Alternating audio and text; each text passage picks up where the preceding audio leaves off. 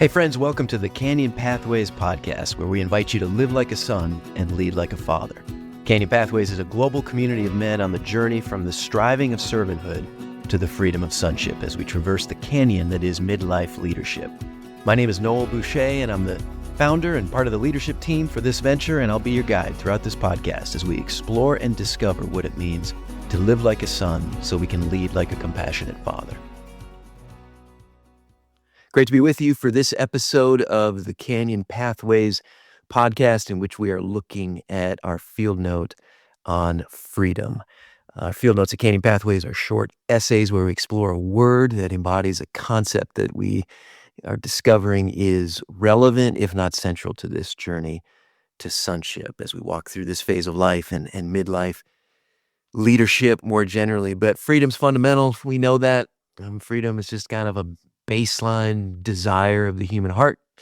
We could talk political theory and economic freedom, but just at a base level, we know that we as human beings want to be free. Scripturally, we see that, not just that we want it, but it's actually part of the promise that where the Spirit of the Lord is, there's liberty, and that it's for freedom the Messiah has come, that we're called to freedom.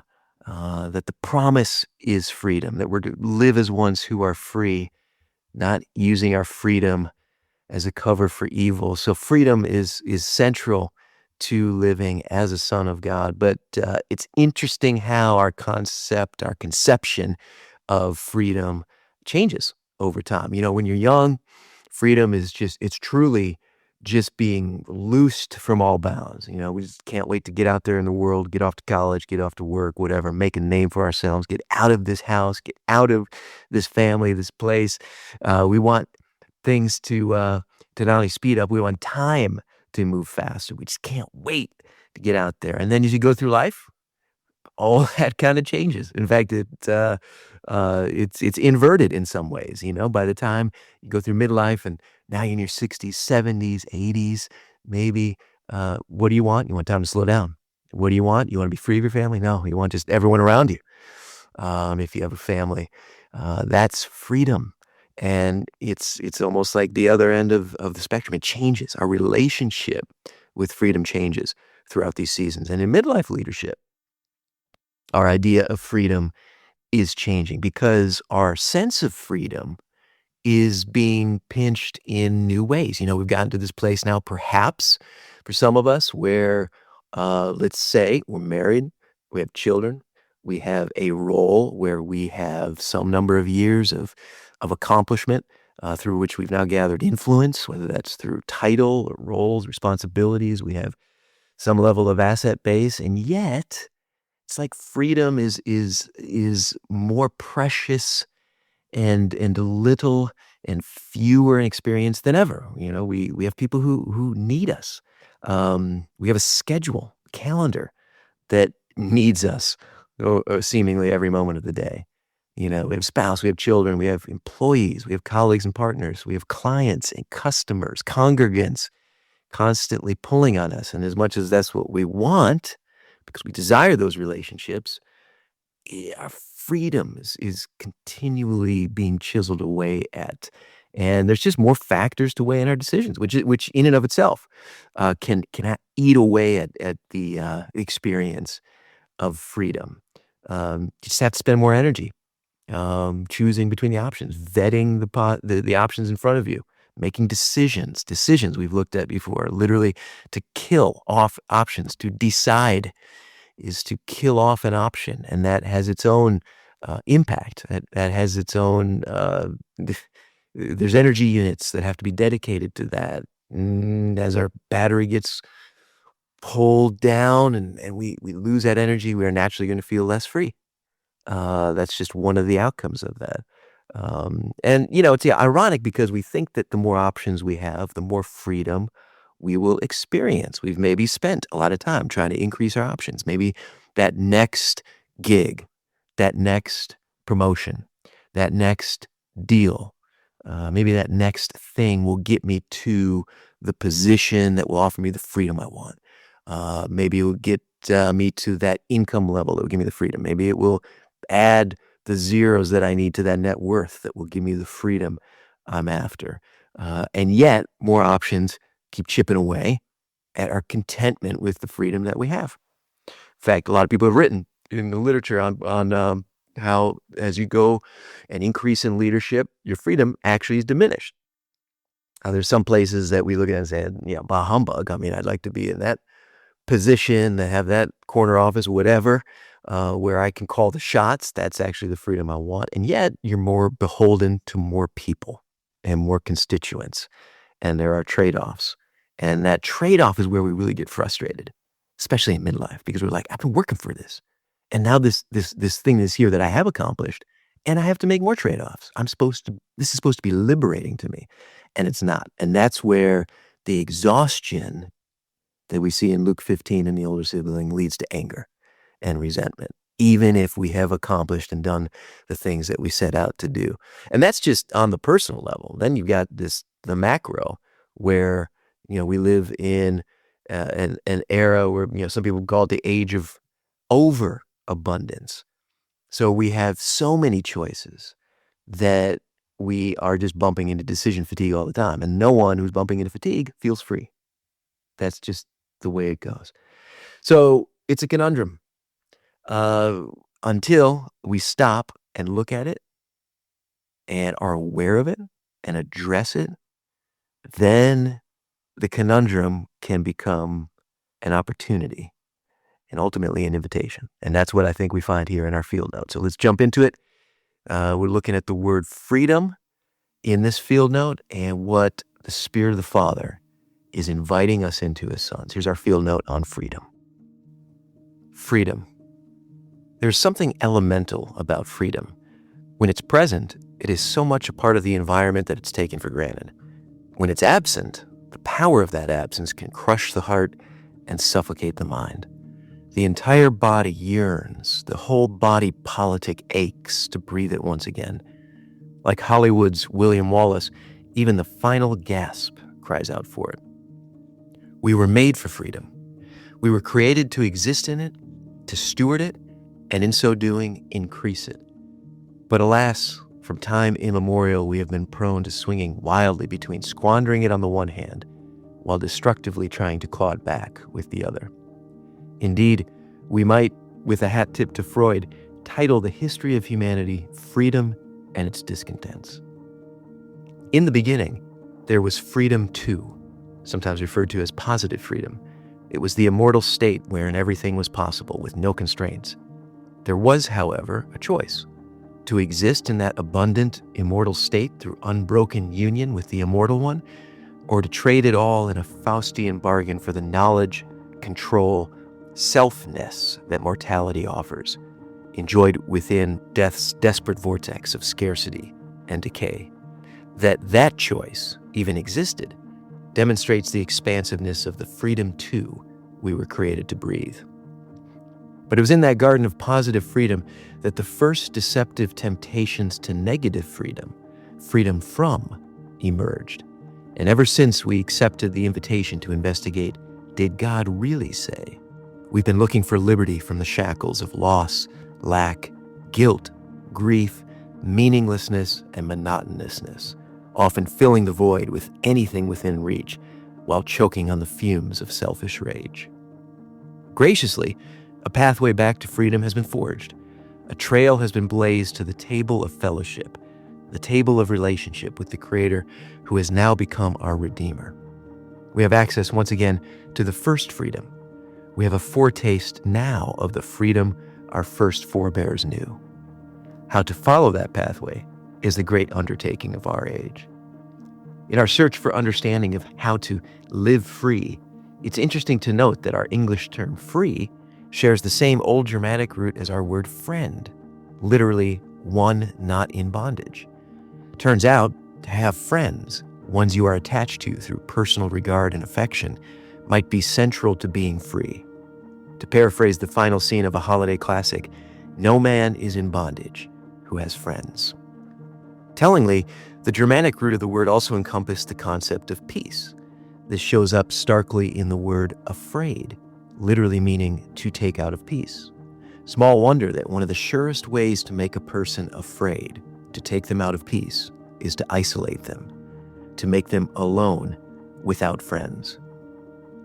Perhaps we shouldn't be surprised either that two of the most oft-repeated phrases spoken through the prophets and apostles are, "I am with you, and do not be afraid." But digging deeper, we find even greater treasures. While freedom is connected to friends, to community, to the peace that connection brings, at its foundation, it's something more profound, something more elemental even than the simple state of being at liberty. Freedom, we find, traces its noble lineage to a few letters strung together by the ancients, forming a word that embodied the essence of our deepest longing and the Creator's greatest gift. It means beloved. To know, to receive, to accept that we are beloved, to live saturated in the truth that we are the beloved of God, becomes the sine qua non of freedom. It is how sons and daughters throughout history have been able to endure their bodies chained, imprisoned, enslaved, all while living free in mind, in heart, and in spirit. It's how the Son endured hurt and humiliation at the hands of humanity while forging freedom for all time. It's how we, as sons, can live today. It's how we, as fathers, can lead others into freedom right now. And a voice came from heaven, "You are my beloved Son. With you I am well pleased." Mark 1:11.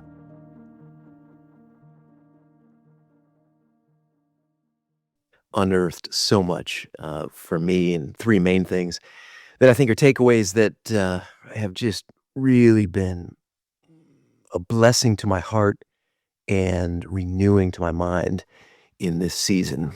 This particular season of midlife leadership is to just unpack, dig down beneath what this thing called freedom is, and in doing so, assess why do I desire it? Why is it this thing that is so central to the invitation of living like a son? Three things. One, that first discovery, or really just, I think, sitting more deeply with the the different angles to freedom: positive freedom, negative freedom. Some might say positive liberty, negative liberty. Of course, many of us might have studied this in our political theory or political science, government courses, a topic that has had much treatment in the political aspect of life and organizing human society, but maybe less so in our individual lives, and specifically this stage called midlife. We seemingly drawn to, and perhaps continually tempted to have this negative conception of freedom, to look at the boundaries and to be fixated, as it were, on the boundaries, on the constraints, on the things that we cannot, ought not, should not do or have, or move into. That was, of course, as we saw in the field note at the beginning, a temptation to not even act, just to focus on, just to fixate on that boundary, that one boundary. Perfect life, immortality, no sickness, no disease, power, proximity, and intimacy with the Creator. And yet, did God really say you cannot do that one thing? Even in the kind of dialectic, you can see the manipulation and the deception rooted in the question and taking hold in our forebear's response. But it became the focus, could not turn away from that one thing, that if I had that, or if I were free from this constraint, all would be well. Then I would have everything. Then I would be free. When just viewing it from another perspective, freedom already existed. Freedom from death, freedom from fear, freedom from scarcity, freedom from division and violence. But that positive outlook was outweighed and overtaken by the negative outlook. And we see that in midlife. We can get stuck on, fixated on the things, the constraints on us right now that we just want to break free from, the things that we don't have yet, the accomplishments that have not yet materialized, the ways in which we have feel aggrieved, we've been betrayed, or hurts that have come, or that person that's disappointed us. Um, we see this, and we see it in Scripture. We see it in Luke 15.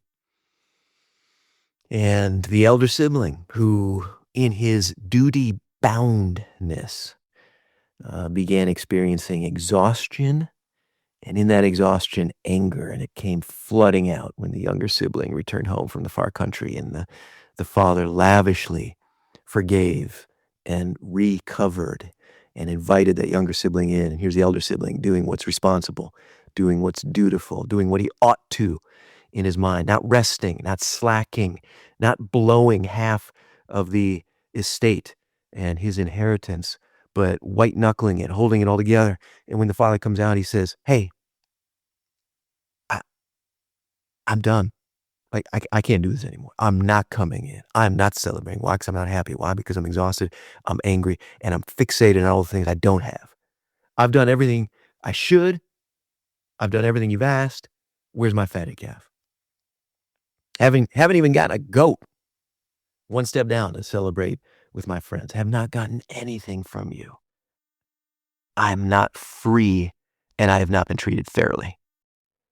To which the father responds, "My son, I love you. Everything I have is yours." He had everything. In fact, the father was in some ways asking him, "Why haven't you thrown me a party? This is all yours." And we get stuck in that. We get stuck in fixating on what we do not have, what we cannot do. That's the classic midlife crisis. The classic symptoms are, breaking away from what's become what were once blessings and are now chains. A marital relationship, paternal responsibilities, um, y- pouring into others instead of taking for self. And we go back. We respond to the crisis by regressing back to the way we perceived freedom 10, 20, 30 years prior. So that very interesting. Anytime we bump up against this anger and exhaustion in this stage of life, um, we have to ask ourselves, am I living like a servant or am I moving into sonship? Am I living like a servant who's looking only at the boundaries, who's looking negatively at everything, saying, hey, look, this is the contract I signed. I do X, you give me Y. That's the deal. Or are we living like a son who looks around the estate, who looks around and says, look at these things. Look at the richness of the things that are. Look at the freedom to operate within the situation as it is. Look at these sources of love, of joy, of connection. That's what happens when we move into sonship. The second thing is this connection of the word freedom in its history to friendship. Just incredible. For so many of us, we talk a lot about the loneliness epidemic in this era that we live in and the lack of friendships. And again, the literature is chock full of the realities of the loneliness of leadership. As we go through leadership, we lose friends. We have many colleagues. We have many constituents, peers maybe, but few friends in this stage of life. And yet here we see our word freedom in the English language connected at its root to this word friendship and this concept of being connected to someone, another free person, another one who is not in bondage from the Germanic root. And that a simple friendship for some of us in this stage might make all the difference. It might bring into our lives a connection with someone who is not bound to us through familial, through blood or through other connections, but chooses to be in relationship with us. That friendship might be the taste of freedom that we need. Might be the thing that opens things up for us. Because we also learned that the word afraid shares the same root, that we become afraid when we are friendless and perceive ourselves to be freedomless in that. And in bondage, fear increases. And yet we see in Scripture two most common commandments. Don't forget, do not fear. Call to mind so that you're not afraid. And relationship can do that for us. Friendships with others can do that for us. And that's one of the core elements of this Canyon Pathways community is connecting men in midlife leadership, connecting them through retreats, through experiences of freedom for just a few days, through walking with a spiritual director who is a spiritual friend on this journey, through connecting with content and with groups around the world with others sharing similar joys and challenges in this stage, we find friends. And when we find friends, we find increased faith and we find a more robust freedom in our hearts and minds. And the third thing is the ultimate root from the ancient Proto-Indo-European root of this word freedom actually meant beloved. And that is indeed the cry of our heart. And that is the essence of sonship, knowing and accepting and finally believing and receiving fully that we are beloved, not for what we've done, not for what we've accomplished, not for what we've fixed, but for who we are, and that we have been fearfully and wonderfully made, and that we are no longer servants, but this Jesus, who is the first Son, now calls us friends, as we see in Scripture, that we too are now beloved as we live connected to Him, a son among many other sons and daughters. We are beloved. As you contemplate those discoveries in our field note, here's 2 reflection questions to help you sit with this more deeply and invite the Father to speak to your heart. Is there an area of your life where you desire freedom? What friend can you invite into that part of your life in this season?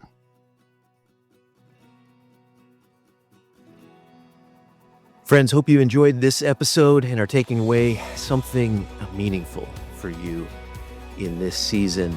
Come back next episode. We're going to have a couple Canyon Pathways brothers from around the world sit with us even a bit more and assess it more fully and how it's impacted their lives, this concept of freedom of living like a son of God. So come back for that. Check out our show notes for links as well as a PDF with these reflection questions if you'd like to use it for personal reflection on an ongoing basis or for a small group meeting. Subscribe so you catch all the episodes as they drop, as we develop a language of sonship through the Canyon Pathways podcast. And thanks to the team at Maroon Harpoon for producing this episode, to our donors who make this venture possible, and as always, thank you for being part of the Canyon Pathways community as we together live like sons and lead like fathers.